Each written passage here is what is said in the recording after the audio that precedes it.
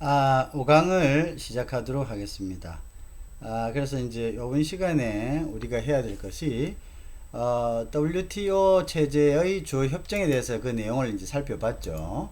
그럼 이제 그 WTO 체제의 그 목적 및 특징 중에 이제 WTO의 특징, 어떤 것이 이제 가트와 비교돼서 특징적인 것이 있느냐. 가장 이제 특징적인 것이 분쟁 해결 및 조정 능력이 제고됐다는 점이죠.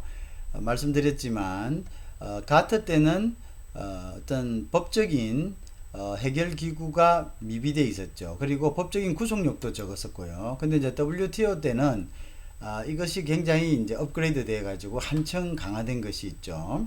그래서 만약 회원국이 협약이 불이행할 경우에는 보상을 요구할 수 있고요. 분쟁 해결 절차를 통한 강력한 제재 조치가 가능하다. 우리가 이제 그것을 DSB라고 얘기를 했었죠. Dispute Settlement Body다. 그래서 Dispute는 이제 갈등을 Settlement 해결하는 이제 기구다, body다 이런 이제 그 의미를 가지고 있었다고 얘기했습니다. 그 다음에 이제 무역 정책의 주기적인 검토죠. 그 무역 정책의 주기적인 검토란 것은 각국의 회원국들의 무역 정책, 그 통상 정책에 대해서 계속적으로 이제 피드백을 받거나 또는 이제 조사함으로써 자유무역을 해치는 또는 이제 이런 것들 또 투명성하게 그것을 이제 투명하게 공유함으로써 예견할 수 있게 하고요. 그 다음에 그로 이제 시행착오를 줄일 수 있게 하는 그런 이제 법적인 장치들이 마련이 돼 있었죠. 그래서 우리가 이거를 이제 TPRB, Trade Policy Review Body라 했다. 그래서 통상 정책을 한번 검토하는 위원회다, 기구다 이런 이제 의미를 가지고 있었죠. 그래서 무역제도, 관행 정책들을 주기적으로 검토 평가해가지고 만약 이것이 이제 자유무역에 이제 반하는 그런 각국의 어떤 파리스가 있을 때는 이것에 대해서 강력하게 정정을 요구할 수 있는 이제 그런 법적인 시스템을 갖추고 있었다는 거죠. 그래서 이제 회원국 간의 무역 관련 제도와 정책을 이제 투명하게 하자 이런 이제 이야기가 되겠죠, 그죠? 자, 그 다음에 이제 또 나머지를 한번 볼까요? 그래서 가트하이 우리가 우루과이 라운드에서 합의된 제반 협정을 운영하자는 국제무역기구죠. 자, WTO는 가트를 승계한 겁니다. 근데 이제 왜 WTO 가트가 이제 저물고 WTO가 이제 다시 업그레이드가 되었느냐 하면 이제 가트가 설립된 지가 이제 1948년도경 이제 그 2차 세계 대전이 끝난 직후였죠. 이제 그때하고 50년이 지난 이후에는 너무나 많은 이제 국제 경제 환경이 변해 있었고 거기에 발맞추기 위해서는 새로운 기구로의 출범이 불가피하였습니다. 그러나 그 기전은 근본적인 이제 취지는 자유무역이었고요. 그래서 이제 대부분의 WTO의 대부분의 협정은 가트 협정을 승계한 것이었습니다.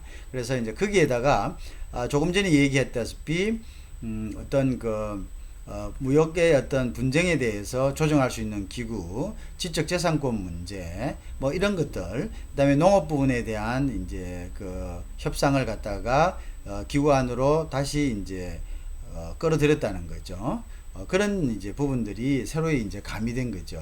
그래서 WTO 협정은 국제통상법상 주요한 법의 원천입니다. 그죠? 그 다음에 세계경제법의 성격을 가지고 있습니다. 그쵸? 그런 이제 성격이 가지고 있다. 그러면, 그래서 이제 WTO 제조 협상문은, 앞전에도 쭉 봤죠. 그래서 최종 의정서, 그 다음에 WTO 설립 협정 및 부속서, 부속서 아까 했죠. 그 앞전에 이제 우리가 공부를 했었습니다. 그다음에 거기는 이제 다자간 무역 협정 및 복수 국가 무역 협정. 다자간 무역 협정이란 것은 그것이 한번 딱 결정이 나면 회원국에게 일률적으로 적용이 되는 거고요. 복수 국가가는 이제 거기에 대해서 예외 조항이 있는 경우에는 각자가 이제 이렇게 이제 서로 협의해 가지고 그 부분을 조정할 수 있도록 여지를 남겨둔 거죠. 그 다음에 이제 강요 선언으로 이렇게 세 가지로 이제 구성되어 있습니다.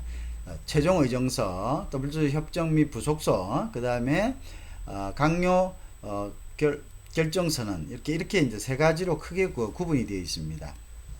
그래서 WTO 그 설립 협정은 우루과이 라운드 최종 협정문의 본문에 해당합니다. 그래서 세계 무역기구 설립 및 운영에 관한 규정에 대해서 이제 WTO 설립 협정을 그 협정 부분에 기술하고 있습니다. 알겠죠? 다시 이야기합니다. 그래서 우선 최종 의정서, 그 다음에 WTO 설립 및 부속서, 여기는 다자무역협정 및 복수무역협정, 그 다음에 강요선언으로 구성되어 있습니다.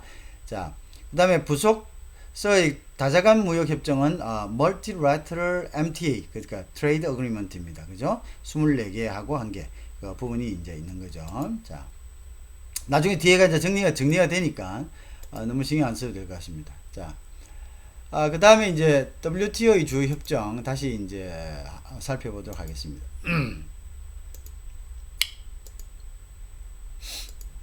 자, 강요 결정 및 선언, Ministerial Decision and Declaration 있습니다. 이것은 협정서는 아닙니다. 그렇지나 MTA와 PTA를 Multilateral하고 Plural Trade Agreement하고 즉 다자간 또는 뭐 어떻게 해요? 복수간의 그 협정을 갖다가 보완하는 이제 그 성격을 가진 것이 강요 결정 및 선언이라는 이제 그 규정을 두고 있습니다. 크게 세 가지로 두고 있다고 했죠. 근데 뭐니 해도 WTO 협정 중 가장 중요한 것은 부속서 1입니다. 그죠? 그래서 부속서 1이, 이 부속서 1이, 부속서가, 우리 부속서는 보통 WTO 부속서가 국제통상에 관한 실제 규범을 규율합니다. 그래서 WTO가 결국 세계 경제법의, 그 다음에 세계 무역의 하나의 어떤 무역을 통제하는 하나의 법원이다. 그죠? 법원이다. 법전이다. 라고 이제 우리가 얘기를 했습니다. 자, 같은 의미로. 그래서 그 중에서도 특히 부속서가 실질적인 실질적인 국제 통상에 관한 실질적인 실체 규범을 규율하는 이제 그런 규정이 되겠습니다. WTO가 그 이행을 보장하는 규정의 범위를 부속서 1, 2, 3, 4의 협정으로 한정하고 있죠. 앞전에 봤죠. 앞전 시간에 우리가 테이블을 통해서 공부를 했었습니다. 그죠? 그래서 그 이행을 보장하는 규정의 범위를 그 안에 있습니다. 1, 2, 3, 4에 포함된 협정으로 한정하고 있습니다. 자, 그래서 이제 그 한정된 범위 내에서 WTO가 관여해서 무역 분쟁을 갖다가 어떻게 세틀먼트 하는 거죠. 그죠? 중요한 거는 우리가 서로 간의 이해관계가 발생하고 무역 분쟁이 일어났을 때 이제 그것을 이제 WTO가 실질적으로 구속력을 갖는 법원을 가지고 뭡니까? 규제하고 이행을 보장하도록 하는 거죠. 그 중요한 키가 되는 협정이 부속서 1, 2, 3, 4에 포함되어 있다라는 그런 이제 얘기가 되겠습니다. 자, 그래서 이제 WTO 협정과 이에 부속된 부속서 간의 충돌이 생기는 경우, 그죠? 자, 여기서 보십시오. WTO 협정 중 가장 중요한 것은 부속서 1번 1입니다. 그죠? 자, 그래서 이제 그럴 때는 어떻게 이제 하느냐 하면요. 충돌이 생기는 경우에는 WTO 설립 협정이 우선하고요. 그 다음에 다자간 무역 협정 MTA, 그 다음에 가트의 어떤 협정, 이런 순으로 이제 이행이 되는 겁니다. 아시겠죠? 자, 그 부분을 우리가 잘 이제 알아둬야 되겠죠.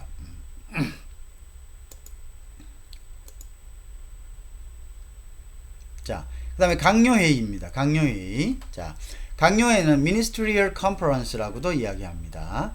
자, 강요회의는 최고회의, WTO의 최고회의고요. 회원국의 대표로 구성되어 있고 2년마다 개최되게 되어 있습니다.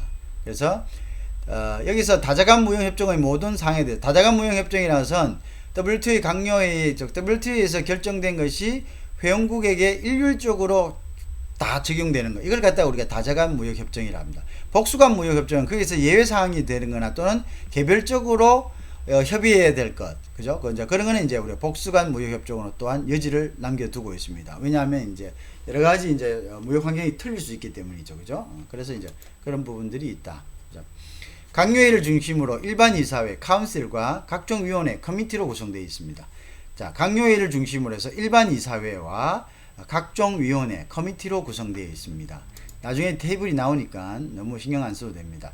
그래서 일반 이사회 카운실입니다. 그죠? 그래서 이곳은 회원국의 대표로 구성되어 있고요. 강요회의가 휴원 중일 때 개최합니다. 강요회의가 계속 열릴 수가 없잖아요. 그래서 이제 강요회의는 각국의 대표들이니까 대표들이 뭐 계속적으로 와서 회의를 할 수는 없는 거 아닙니까? 그래서 그 대표들의 일종의 데퓨티들이, 그러니까 그 대표들이 와가지고, 대리인들이 나와가지고, 그런 데퓨티들이 나와서 강요회의가 휴일 중일 때 이제 필요한 사항들을 열어서 개최하는 거죠. 그래서 이건 상설기구입니다. 강요회의 모든 결정 사항을 집행하는 기관입니다. 강요회의의 모든 사항을 집행하는 기관들이 WTO 일반 이사회라고 우리는 생각하면 됩니다. 그죠? 그래서 필요할 경우에는 무역분쟁기구, 무역정책평가기구의 역할도 수행합니다. 아까 이야기했던 중요한 거, DSU, 그죠? 같은 거 하고, 무역정책평가기구, 그 두 개가 굉장히 이제 중요한 이제 하나의 그 WTO에 있어서 기구 중에 하나였죠.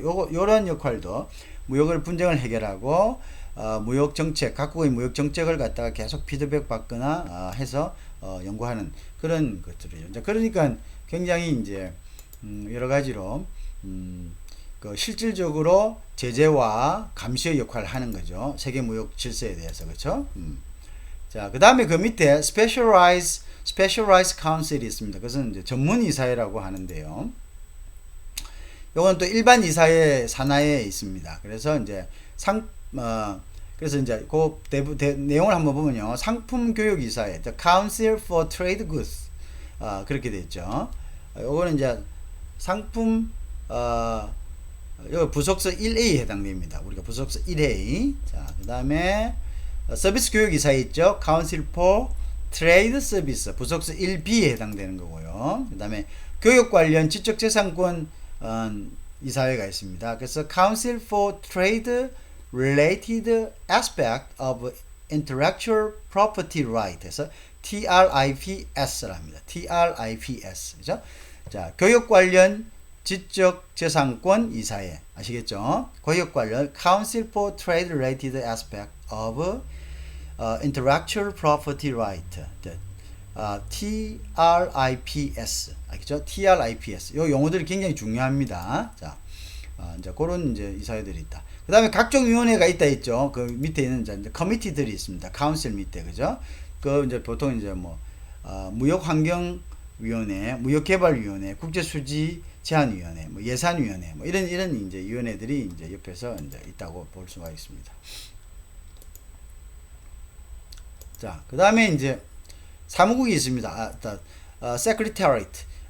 Secretariat 이거 굉장히 중요합니다. 이 WTO 사무국은 어떤 역할을 하냐면요. 스위스 지네바에 이제 위치하고 있고요. 강요회에서 지명하는 사무총장, 그래서 디렉터 제너럴 또는 제너럴 디렉터라고도 하는데요.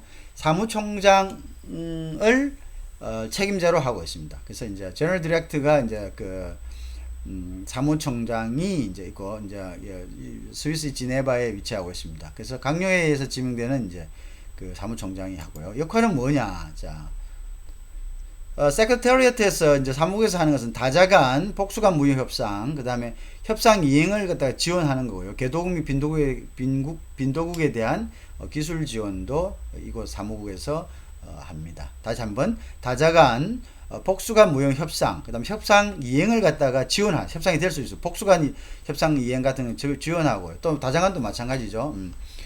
그 다음에 이제 개도국 및 빈도국에 대한 기술 지원의 그것을 역할을 하고 있습니다. 그래서 회원국의 대외 무역 정책에 관한 분석도 합니다. 자, 무역 해결을 위한 사무도 지원하고요. 아까 그 카운슬의 역할도 역할을 스포팅하는 역할을 하죠. 회원국 가입 신청을 합니다. 자, 회원국의 무역 정책에 대한 분석도 여기서 또 합니다.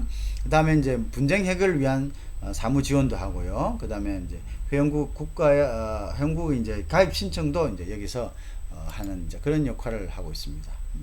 그러니까 WTO 의사결정 방법은요. 자, 그래서 1940 가트의 만장일치 제도를 하고 있습니다. 자, 가트가 만장일치 제도 하는데요. 만장일치 제도 하면 좋은 점도 나쁜 점도 있지만요, 그죠? 나쁜 점은 만장일치가 굉장히 어렵다는 거죠. 시간이 많이 걸린다는 거죠. 그죠?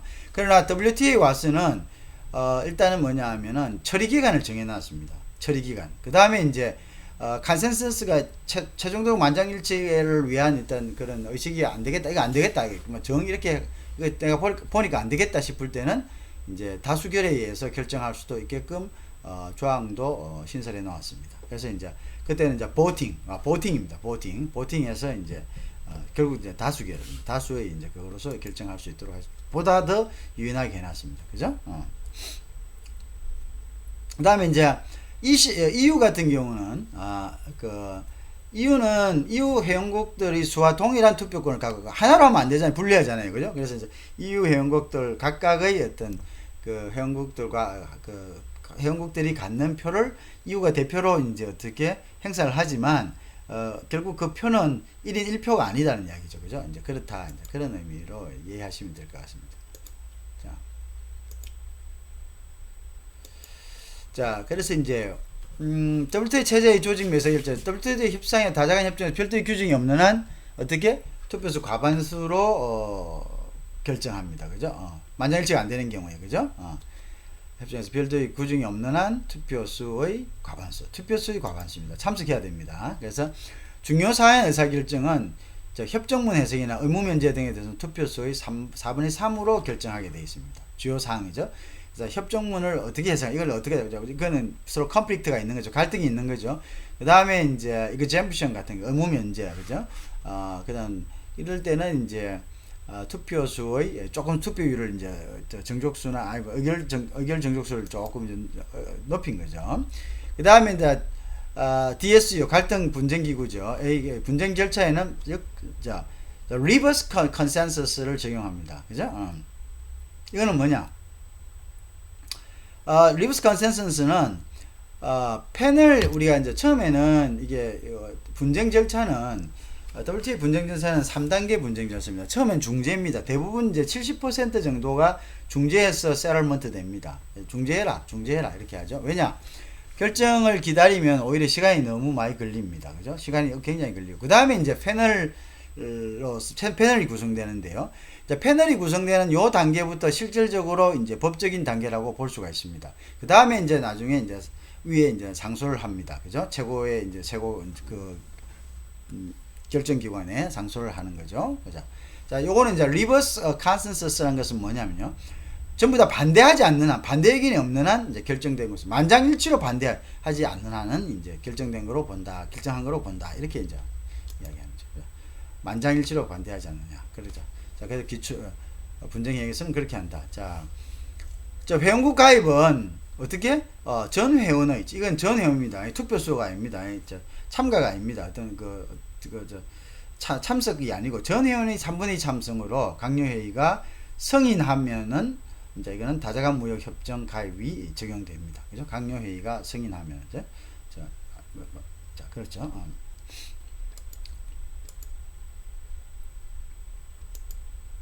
자, 그러면 이제 구조를 여러분들 지금까지 이제 이 구조를 그거 했었잖아요. 그럼 이제 구조를 한번 봅시다. 제일 위에는 탑에는 누가 있다고 했죠? 강요회의가 있겠죠, 그죠? 강요회의 각 기관의 대표들. 그 다음에 이제 일반 이사회가 있다고 했습니다, 그죠? 일반 이사회 있고, 그 다음에 이제 상품교육위원회 위원회들이 있죠. 그 다음에 서비스교육위원회, 그 다음에 지적재산권위원회들이 이제 위원회가 있겠고, 그죠? 그 다음에 옆에 이제 분쟁 무역기구가 있습니다. 그 다음에 이 두 개가 굉장히 중요한 역할을 하죠. 그 다음에 무역정책검토기구, 이게 굉장히 이것이 이제 WTO의 이제 핵심 축이 될 수가 있겠죠, 그죠? 그 다음에 여러 가지 위원회들이 있다고 했습니다. 이제 카운슬 밑에는 요 위원회들이 또 있죠. 그 다음에 무역개발위원회, 뭐 여러 가지가 있겠죠. 국제수지위원회, 이제 운영위원회가 있고, 그죠? 그렇다. 자, 이제 한번 볼까요? 자, 요렇게 이제 이제 4개 이제 이렇게 되고요. 밑에 일반 이사회 밑에는 각 위원회들이 있습니다. 상품교육위원회, 서비스교육위원회, 지적재산권위원회. 요게 이제 결국은 의정서의 내용대로 이렇게 되어 있는 거죠, 그죠? 의정서에 되어 있는 거고, 그 다음에 무역분쟁기구가 있고요.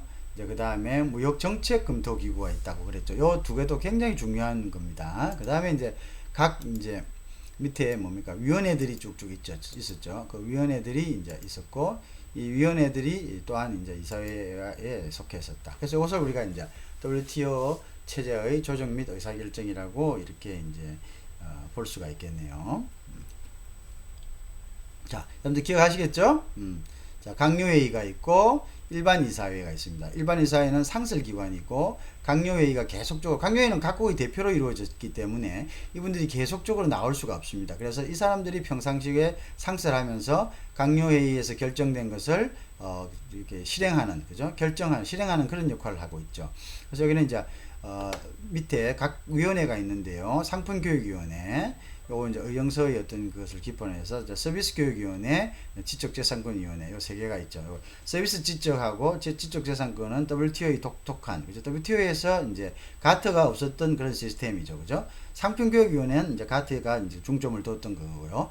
또한 가트가 없었던 분쟁해결기구와 무역정책검토기구가 이제 굉장히 이제 독특한 그거고요. 그럼 거기에 이제 각 이제 많은 위원회가 있죠. 그죠? 그래서 우리가 운영위원회라는 것은 많이 들어보셨죠. 어떤 조직을 운영하는 어떤 그런 이제 것을 위해서 이제 결정하는 거죠. 그죠? 그래서 운영위원회다. 국제수지위원회, 무역개발위원회, 무역환경위원회, 뭐 이런 거죠. 그죠? 그런 것들이 이제 있었다.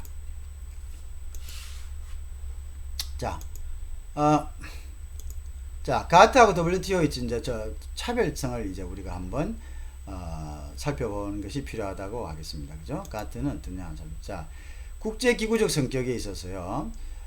가트는 국제 협정적 성격이다. 협정이다. 바빴다. 협정 그냥 이런 식으로 하자. 좋다. 약속했다. 뭐 이런 거죠. 그러니까 법적인 구속력이 없었죠. 뭐 이렇게 또 하면은 좀 우리 도의적으로 야, 너 약속했잖아. 이런 거지. 너 왜 뭐 어겼어? 너 벌 받아야 돼. 너 페널티 내. 뭐 이런 거는 조금 곤란했다는 거죠. 그죠? 협정적인 성격이 되었다. 자, 분쟁 분야별로 이제 산재돼 있었고요. 뭐 통일된 어떤 그런 하나의 뭐 뚜렷한 체계적인 시스템은 아직은 조금 미비했고요. 주로 이제 선진공업국들이 주로 되어 있기 때문에 이제 개발도상국이나 이제 이런 후진국들은 좀 소외가 되어 있었습니다. 그죠? 그래서 그에 대한 불만의 목소리가 계속적으로 이제 터져 나왔죠. 이제 그것도 또한 WTO가 출범하게 된 하나의 이제 이유가 될 수 있습니다. 자, WTO는 법인격을 가졌죠. 자, 법인격을 가진다는 거, 가지지 못한다는 것은 우리가 협정을 합니다. 그죠? 이제 우리 최근에 보면은 뭐 어떤 협정들이 있습니까? 그건 뒤에 이제 다시 얘기를 하겠지만은 FTA 협정을 합니다. FTA. 이제 FTA가 어떻게 보면 WTO가 조금 이제 WTO의 취지를 조금 이제 반하는 이제 그렇게 사실 FTA가 활성화되면은 WTO가 어떻게 됩니까?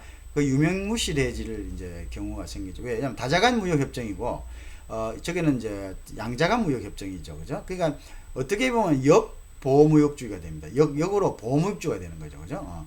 그래서 우리끼리는 우리 전부 다 똑같이 자유무역 똑같이 규정하자. 우리 체육 대우하고 똑같이 하자. 이렇게 하는데 야 우리끼리는 더 친하니까 조금 더 좋은 혜택을 갖다가 주자. 이게 이제 FTA거든요. 그럼 어떻게 보면 WTA에 반하죠. 그죠? 우리 똑같이 야 그래 너희들끼리만 하지 말고 네가 제일 혜택을 준 국가의 그 혜택을 모든 국가에게 똑같이 주자라는 게 WTO인데 야 우리끼리는 그래도 좀 더 친하지 않느냐.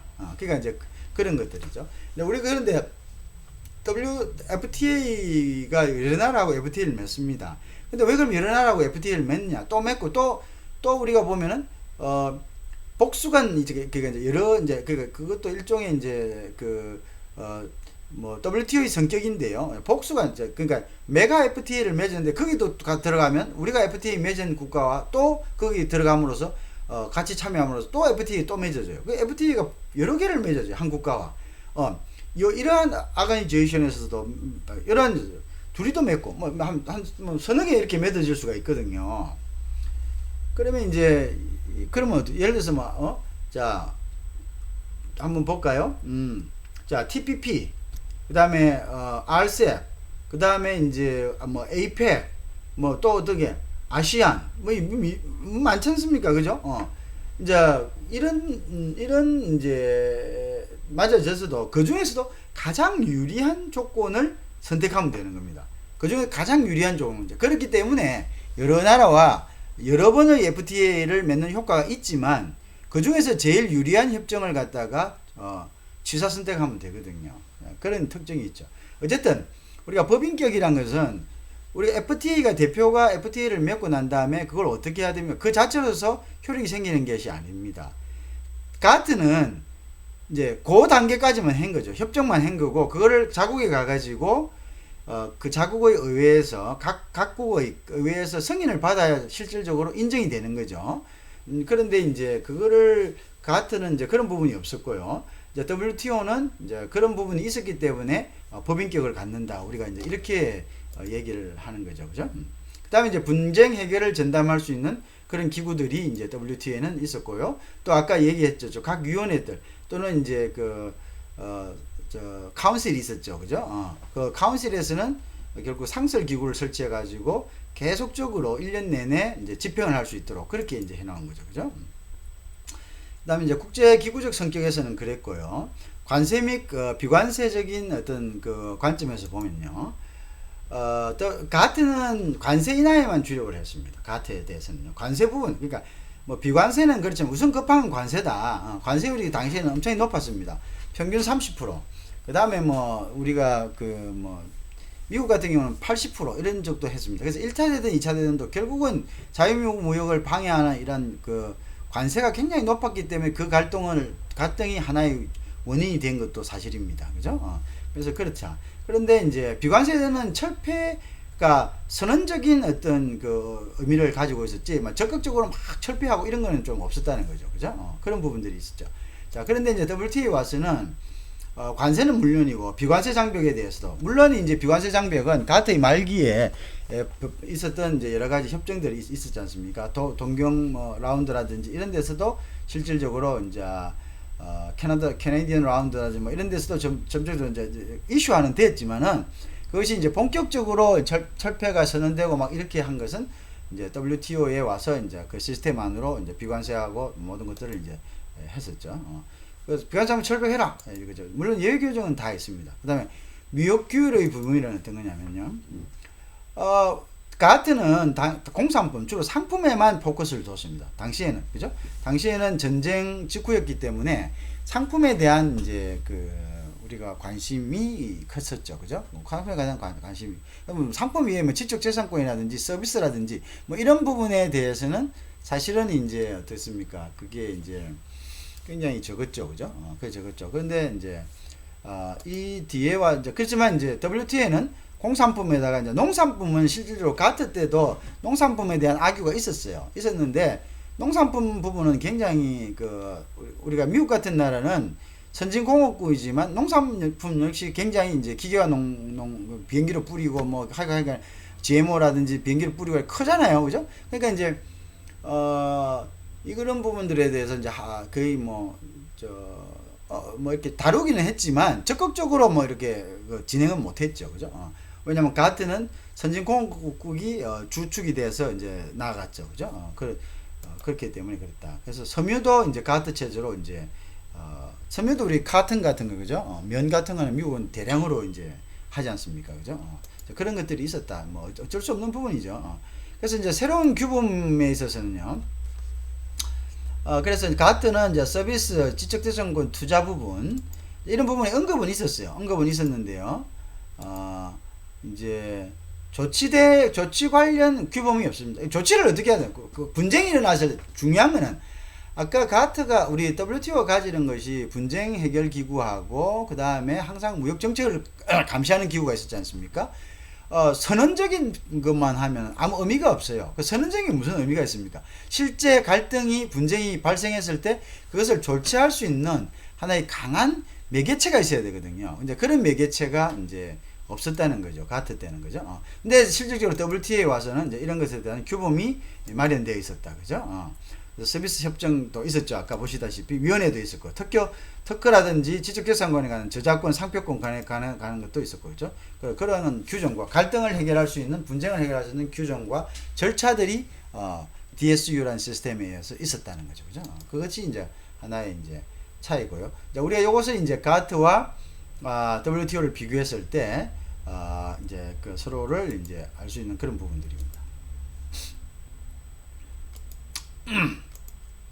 자, 그래서 이제 WTO 체제는요, 1974년 가트가 타결됐죠. 자, 그 다음에 이제 7차 회계에서 걸쳐서 수정 보완했습니다. 그죠? 그래서 이제 가트 1994로 호칭이 되어 있습니다. 그래서 WTO의 그 어떤 의정서는 가트 1994, 그죠? 1995년에는 바로 이제 WTO가 출범하기 시작했죠. 자, 가트 1994년 WTO에 편입된 기존의 가트 규범과 그 다음에 1986년 우루과이 라운드에서 새로 추가돼 진행된 가트 규범 두 개가 컴바인 되었습니다. 가트 1994가 이게 이제 의정서를 그대로 이제 WTO에서 승계를 했습니다. 근데 이거는 WTO에 편입된 기존의 가트 규범하고요. 자, 그 다음에 이제 8차에 있던 우루과이 라운드에서 새로 추가된 내용, 추가 개정된 가트 규범으로 구성되어 있습니다. 이게 이제 주된 거죠. 그죠? 자, 우루과이 라운드는 기존의 가트 체제에 없었던 농업협정을 새로 포함했고요. 기술무역장벽협정, TBT랍니다. Technical Barrier to Trade. Technical Barrier to Trade라는 것은, 자, 우리나라는 KS, 그 다음에 UL, 미국 같은 경우에, 그죠? 유럽 같은 경우에, 그죠? 그 다음에 이제 미국은 또 미국 나름대로 ASME, 이런 여러 가지가 있습니다. 자, 이런 것들은, 미국의 어떤 우리도 그렇죠. 너희들이 수출을 하려면 우리나라 KS 규격에 맞아야 돼. 자, 이렇게 해버리면은, 물론 이 이제 KS 규격이, 또 미국이나 유럽 같은 나라들은, 후진국에서, 개발도상국에서 이 규격을 맞춘다는 것은 힘들어요. 왜 힘드냐? 비용이 많이 들고, 그 다음에 이제 생산성이 떨어집니다. 그리고 그것을 투자한 것만큼 해서, 그러니까 이제 그게 없습니다. 그래서 스케일 오브 이코노미가 없죠. 그래서 이제 규모의 경제가 없어요. 규모의 경제가 없기 때문에 처음부터 이제 투자를 해야 되는 그런 입장이기 때문에요. 그래서 이제 이런 부분들이 사실은 수출하지 마라라는 그와 똑같은 거예요. 비관세 장벽이죠, 일종의. 그죠? 관세는 아니더라도 어떤 장벽을 둠으로써, 그죠? 수입을 저하시키는 거죠. 그럼 이런 것도 어느 정도껏 해야지, 그죠? 그래서 정도껏 하자. 이런 것도 우리가 무턱대고 일방적으로 이것은 우리의 규정이다라고 이야기해버리면, 그러면 못 사는 국가는 어떻게 너희들한테 수출할 수 있느냐, 이거죠. 특히 못 사는 국가의 농업식품 이런 건데, 농업식품 같은 거는 미국 선진국은 더 까다롭잖아요, 먹거리 같은 거. 그러면 그거 적용해버리면 개발도상국에서는 수출하기가 힘들죠. 그래서 이제 이런 것들도 가트 1994에 편입을 시킨 거죠. 그죠? 그래서 이제 논의해보자. 이런 부분들도 논의해보자. 그러면 이제 논의를 하죠. 이건 우리한테 너무 버겁다. 그럼 어느 정도에서 이제 뭐 어떤 상품은 허가를 해주든지, 어떤 상품은 뭐 보완을 하든지, 이런 식으로. 그죠? 그래서 이제 결국은 국제법이란 것은 명문화된, 성문화된 법원이 원래 없지 않습니까? 그래서 통상에 관해서는 WTO 이 협정이 가트 1994 플러스 우루과이 라운드에서 개정된 거, 추가 개정된 이것이 바로 국제통상법원입니다. 그죠? 국제통상법원이고 국제경제법이다. 우리 이렇게 이야기합니다. 국제통상법원과 동시에 국제경제법이다. 우리 이렇게 이제 이야기하는 거죠. 이제 국제통상에 관한 갈등은 이 범주에서, 이 규정 내에서 움직인다는 이야기입니다. 무슨 말인지 이해하시겠죠? 자, 그래서 WTO 무역협정은 다자간 무역협정이다. 그 다음에 또한 WTO 무역협정은 복수간 무역협정이다. 자, 다자간 무역협정이라는 것은 뭐냐면은요, 이사회에서 한번 결정했다. 그죠? 그러면 결정해서 우리가 전부 다 어그리가 됐잖아요. 그러면은 그 회원국 모두에게 동등하게 적용이 되는 겁니다.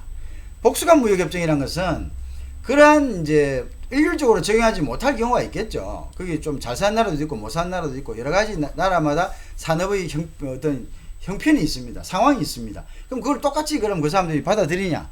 받아들이지 못하겠죠. 자, 그러면 어떻게 하겠습니까? 그 사람들이. 그러면 이제 그런 부분에 대해서는 여지를 두고 예외적으로 이제 서로 협의하게 하는 거죠. 그걸 갖다 이제 복수간 무역협정이다. 이렇게 이야기합니다. 자. 그래서 교육에 대한 다자협정이죠. 부속서 1입니다. 자, 무역교육, 부속서 1A, 서비스교육, 부속서 1B, 그 다음에 교육 관련 지적재산권, 부속서 1C 관한 거, 그죠? 요런 것들은, 요 부분은 전부 다 어떻게? 요 부분은 다자간 무역 협정으로 일률적으로 싹 적용이 된다는 이야기입니다. 그죠? 일률적으로 싹 적용이 된다. 자, 그 다음에 또 어떤 거? 분쟁 해결 절차에 관한 양해. 이것도 부속서 2입니다. 그죠? DSU죠. 이것도 다자간 무역 협정으로 일률적으로 적용이 됩니다. 아시겠죠? 그 다음에 무역 정책 검토 부속서 3이죠. 그 다음에 요 부속서 3. 그죠? 자, 요것도 부속서 1, 2, 3. 요 세 개죠. 요 세 개의 서개가 다자간 무역 협정이 적용이 된다. 이거죠. 무슨 말겠죠? 자, 복수간 무역 협정은 그 다음 어떤 거냐 하면, 자, 요거는 WTO의 일부입니다. 자, 그렇지만 실질적으로 WTO가 지향하는 것은 뭡니까? 일률적으로 똑같이 하자. 우리 일률적으로 똑같이 하자. 이거 아닙니까? 근데 이거는 일률적으로 똑같이 하자는 데서 예외입니다. 아, 우리는 안 되는데요. 우리는 지금 뭐 형편이 그런데 거기에 적용했다면 우리 다 죽습니다. 어? 우리나라 농민들 다 죽습니다. 뭐 우리나라 무슨 산업이 뭐 야단 납니다. 뭐 우리나라 자, 그런 것들은 우리가 좋다. 협의해라. 하는데 이건 사실 WTO가 할 건 아니죠. 기본 개념하고는 틀리죠. 그런데 이것도 마니터링을 해야 되지 않습니까? 이것도 보고 이거 뭐 어떻게 돌아가는지 알아야 되기 때문에 이걸 자기들 시스템 안으로 그냥 집어넣은 겁니다. 자, 뭐 어쩌는 거 보자. 보고 알아야지. 뭐 다른 데서 다른 짓을 하면 안 되니까. 그러니까 그래서 우리가 앞전에도 이야기해서 통상에 관한 여러 가지 파르시들을 갖다가 계속적으로 리뷰한다고 했죠. 그죠? 그거하고 같은 이치죠. 복수간 무역 협정 하는데 사무국에서 가서 봐봐. 무슨 얘기하는지 가서 봐봐. 쟤네들 무슨 얘기하는지 가서 봐봐. 가서 보는 거죠. 그럼 보면, 저 뭐 이렇게 하던데요. 혹시 거기 뭐, 지금 둘만 저래가지고 전체적으로 자유무역을 해치는 그런 뭐 얘기들은 안 하든가? 뭐 그런 얘기 하면은, 그런 건 안 된다고 가서 얘기해야 돼. 뭐 이런 수준이죠. 그죠? 그런 것 목적을 위해서 이제 편입시켜 놓은 겁니다. 그죠? 그래서 요거는 이제 다자간 협정과는 별개고 개별적인 국가가 요 복수간 무역 협정에 가입해서 협정을 한 국가 간에만 요 협정의 내용은 적용이 되는 것입니다. 그죠? 사실은 이제 제일 중요한 것은 부속서 1 ABC, 그다음에 부속서 2, 부속서 3. 요것이 요 5개가 가장 핵심적으로 다자간 무역 협정에 적용이 되는 것이다. 알겠죠? 다자간 무역 협정이 되는 것이다. 그렇게 이제 아시면 되고. 복수간 무역 협정은 이제 이걸 시스템 안으로 끌어들였다는 거고요. 그것은 이제 이 복수간 무역 협정에서 되는 것은 모두에게 적용되지 않습니다. 다자간 무역 협정에 적용되지 않습니다. 그들 나라 사이에만 이제 적용이 된단다. 그런 이제 이야기.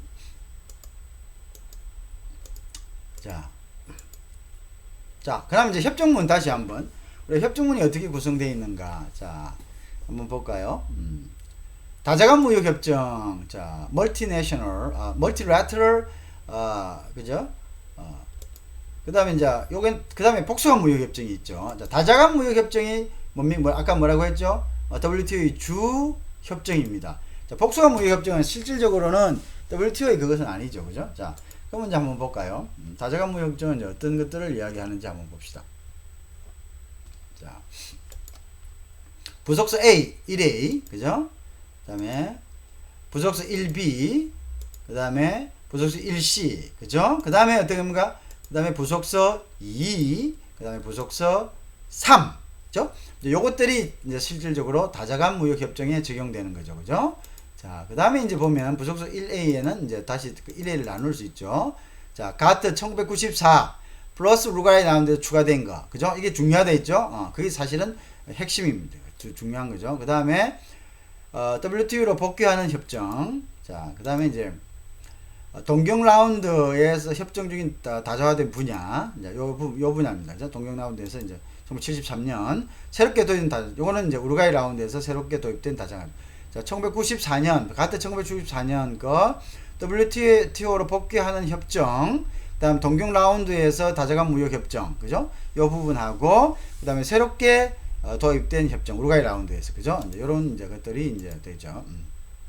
자, 그래서 이제 1994는 이제 아까 말씀드렸죠. 이제 이거는 원래 기존에 있던 가트죠. 가트의 규정입니다. 그다음에 WTO를 복귀하는 협정 농산물하고 섬유는 요거는 원래는 가트 때 있었지만 굉장히 미온적으로 했었습니다. 그래서 요거 농산물하고 섬유 부분은 WTO로 이거 다시 집어넣은 거죠. 그죠? 그다음에 이제 동경 라운드에서는 우리가 이제 요 부분이 언급이 되었습니다. 어떤 겁냐면은 기술 장벽 철폐하자. 반덤핑 분야도 엄격하게 하자. 대놓고 반덤핑 하게 못하게 하자. 그 다음에 관세평가도 자의적으로 하지 않게 하자. 수입 허가도 뭐냐면 이것도 비관세 장벽으로 적용하지 못하게 하자. 그 다음에 이제 절차 및 그 수입 허가 절차. 그 다음에 보조금도 마찬가지죠. 상계관세. 자, 보조금 부분에 예외는 인정합니다만은 철폐하자. 상계관세도 매기는 부분을 갖다가 자의적으로 하지 못하게 하자. 이게 다 비관세 장벽 아닙니까? 상계관세 매긴다든가 반덤핑 한다든가 수입 허가 절차를 갖다가 억수로 복잡하게 한다든가, 그죠? 이것도 이제 그거 하는 거고, 또 이제 수출하는 입장에서는 보조금을 준다든가, 그죠? 이제 보조금에 대해서 매기는 관세가 상계관세입니다. 보조금에 대해서 매기는 관세가 상계관세입니다. 그죠? 그 다음에 기술 장벽도 마찬가지입니다. 기술 장벽도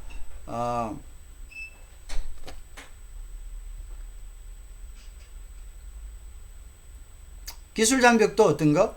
수입을 방해하는 거죠. 이것도 이제 비관세 장벽이죠. 그죠? 이야기하겠죠. 이런 부분에 대한 이제 그게 있었다. 그죠? 그 다음에 이제 새롭게 도입된 것은 어떤 거냐 하면요. 우루과이 라운드에서 후생 및 금융 조치, 무역 관련 투자 조치. 자, 후생 및 금융 조치, SPA죠. 그죠? 요것도 이제 엄격하게 그냥 후생 금융 같은 거, 위생 및 금융 조치. 그 다음에 이제 무역 관련, 그죠? 투자 조치, 그 다음에 선적정 검사, 원산지 규정, 자, 긴급 수입 제한은 제가 이제 세이프가드입니다. 세이프가드. 자국의 어떤 그 갑작스럽게 수입품이 와서 시장을 잠식할 때 수입 제한을 할 수 있는 거죠. 그죠? 요걸 세이프가드라는데, 이것도 자의적으로, 야, 너희들이 우리 마켓 잠식했다. 그걸 저 혼자 그냥 그렇게 생각하면 안 되죠. 그것도 객관적인 뭔가 있어야 하는 거죠. 그 다음에 이제 여기에 대한 이제 다자 협정이 있었죠. 요게 새롭게 됩니다. 새롭게 된 다시 자, 위생 및 금융 조치, 그 다음에 무역 관련 투자 조치죠. 그 다음에 선적정 검사, 원산지 규정, 그죠? 자, 긴급 수입 제한 조치에 대한 다자 협정. 요것이 이제 요것이 요 부분들 부속서 A에 있는 요 부분들을 우리가 잘 이해를 하고 있어야 됩니다. 그 다음에 부속서 B 부분은 서비스 협정, 즉 GATS를 했죠. 그 다음에 부속서 C는 지적재산권, TRIPS, 그죠? 그 다음에 이제 분쟁해결에 관한 부속서 2는요. 자, 부속서는 A, B, C로 나누어져 있고요. 그 다음에 분쟁해결 관련된 것은 이제 양에는 DSU라고 이야기를 드렸습니다. 그 다음에 부속서 3은 자, 무역정책 검토제도, 그죠? TPRM이라고 말씀을 드렸어요. 자, 요런 이야기들 잘 우리가 어떻게 구성되어 있는가 잘 알아야 됩니다. 그다? 자, 그 다음에 이제 복수간 무역협정은 요걸 우리가 다른 말로 부속서 4라고 이제 칭합니다. 부속서 4. 근데 실제로 이거는, 여기에 영향을 미치지 않습니다. 회원국에게는 영향을 미치지 않고 복수간 무역에만 이제 미치는 거죠. 그 당사자들 간에. 자, 여기는 1986년 동경 라운드, 1973년 동경 라운드 협정 중에 요 부분 말고 여기에 언급되지 않는, 다자화되지 않는 분야에 대해, 분야입니다. 다자화 왜 안 시켰습니까? 우리 그 다자화 시키면 일률적으로 적용하면은 어떻게 된다? 우리 산업 끝납니다. 우리나라 같은 경우는 못 살아요. 라고 막 엄살을 부렸겠죠. 그죠? 그러니까 여기서 이제 그 부분을 이제 뺀 거죠. 빼서 요거는 이제 좋다. 너희들은 봐줘야 된다. 그럼 어떻게 봐주고? 이제 요거에 대해서 이제 얘기하는 거죠. 그죠? 요런 부분들이 다 다져되지 않는. 자, 그 다음에 이제 요런 거죠. 이제 일종의 이제 민간 항공기에 대한 교육에 대해서 우리 세금을 붙이지 말자. 정부 조달품에 대해서도 어느 정도 인정하자. 왜냐면 정부 조달하는데 외국 업체가 와서 다 가져가 보면 우리 못 사는 우리나라의 기업들 조금씩 나눠줘야 되는데 안 되지 않냐. 그냥 정부 조달 다 개방해라. 이게 뭡니까? 다자간 아닙니까? WTO 그건데. 자, 국제 낙농이나 우육협정 같은 거죠. 그런 것들도 이제 뭐 일종의 농업 아닙니까? 지금은 이제 낙농도 농업에 들어옵니다. 옛날에 축산이라고 해서 축산도 농업에 들어왔거든요. 농업에 들어왔다. 그래서 그것도 일종의 농업협정이다. 그죠? 이런 부분들에 대한 것들이죠. 이런 것들에 대한 것을 이제 우리가 그걸 했다는 거죠. 그죠? 자, 그래서 이번 시간에는 그 협정에 대해서 한번 알아봤습니다. 그죠? 협정에 대해서 알아보고 이제 다음 시간부터는 이 협정의 내용을 좀 더 구체적으로 들어서 또 공부를 하게 됩니다. 그래서 여러분들 그런 부분들에 대한 준비를 하시고 6강에서부터는 협정에 대해서 이제 구체적으로 이제 그 협정의 내용에 대해서 구체적으로 알아보는 그런 이제 기회를 갖도록 그렇게 하도록 하겠습니다. 여러분들 수고가 많으셨고 하여튼 찬찬히 잘 오늘 배운 내용들을 잘 리뷰를 해서 머릿속에서 딱 이렇게 마인드맵을 그려 놓으시기 바랍니다. 그걸 그려 놔야지 이야기를 하면은 이게 어떻다 하는 게 짝짝짝 나오지. 안 그러면 이제 여기 조금 듣다가 저기 조금 듣다가 이래 되면 나중에 이게 무슨 말을 하는지 제대로 이제 알 수가 없죠. 그래서 WTO가 오기 전까지 이제 가트 체제에서 어떻게 이제 이게 왔고 어떤 의미에서 이제 WTO가 이렇게 이제 형성이 되었고 그 주된 내용은 어떤 것이고 가트와 차별되어야 되는 것은 무엇이고 그것이 협정문은 어떤 양식 어떤 내용으로 구성되어 있는가라는 것이 이제 굉장히 이제 중요한 것입니다. 네.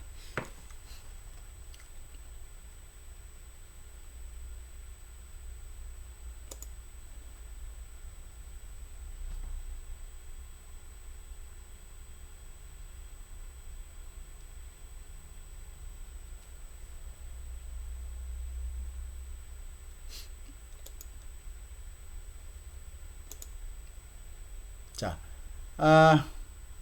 자, 말씀드렸죠? 자, 그래서 이제 그런 방향으로 여러분들 다시 한 번 더 말씀드립니다. 다음 시간부터는 6강부터는 이제 구체적으로 의정서 내용에 들어가서 그것이 의미하는 바가 뭔지를 공부하게 됩니다. 그래서 여러분들이 지금은 하나하나를 갖다가